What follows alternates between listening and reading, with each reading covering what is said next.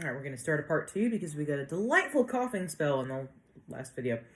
So, then, your homework is to look at the 4 temperaments after you've seen that material and determine, okay, if you were to place yourself on the Humours scale, personality-wise, where would you fit? Where do you belong? And so, I've already given you an example. Where you're going to put that, there is a whole channel for it. And it says for Humours assignment, and that's the channel. I did way too much because I could talk about this stuff forever. I'm a sucker for personality tests, but I did way too much. You do not have to do that. In order to get credit, I just need a minimum of 4 sentences describing why you think you are that temperament. And you can have a major and a minor, like a primary and a secondary. You can be kind of a half and half mix of 2. But like I said in the PowerPoint, please don't be that special flower that's like, I really think I'm all of them. Like, do try to, because we don't really learn much about you as a person if you just say, I'm everything, Try to narrow it down to 2 that are, most prominent. And you may just be like a textbook one thing, and that's fine too. I've met many textbook cholerics. They're just like a choleric through and through. So your homework for next Tuesday, the 30th, again, just to be totally clear, this is not due today because that would be insane. You have a whole week to listen to that lecture, to think about this. Your homework for next Tuesday the 30th is to post in that channel with your description of what temperaments describe your personality and why. Now, you might be wondering, like, what does this have to do with British literature? Well, believe it or not, in the PowerPoint it talks about how people used to think that this was real medicine, that people's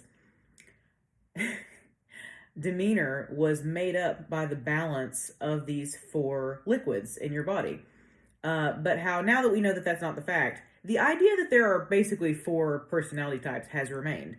And even to an extent, a little bit, J.K. Rowling kind of adopted that idea. She did change them a little bit for the 4 houses. But Gryffindor is very choleric.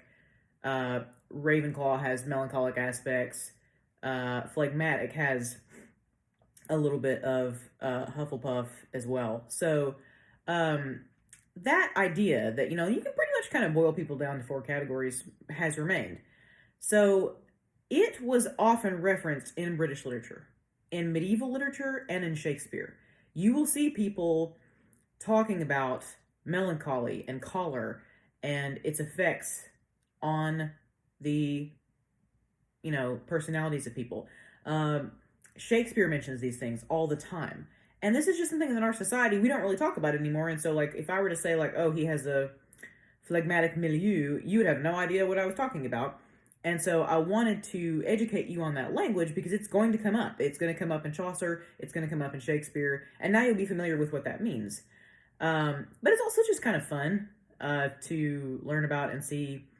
It can kind of illuminate some things about yourself, but also some things about the way that you interact with other people in your life. Like when I figured out that my mother was a textbook sanguine and that her mother was a textbook melancholic, it made me understand why the 2 of them had been like this for their entire lives, because they are complete opposites. So if you have any questions about that assignment, let me know. But there is no reading assignment other than just making your way through that lecture that I posted. The week after that, we will start with Beowulf. We'll start with early medieval and some Anglo-Saxon stuff. But this week, we are just talking about the temperaments, the Humours, mapping ourselves on that scale, and posting in the channel what we think we are. And then I will probably discuss with you in that channel. And you're welcome to discuss with each other if you see anything you want to respond to. That's completely fine. That's one kind of cool thing about Discord as opposed to other things, is that it encourages communion a little bit more than something like Momentum.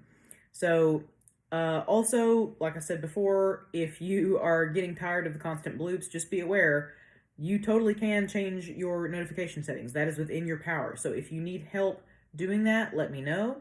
I'm happy to assist you with that or with anything.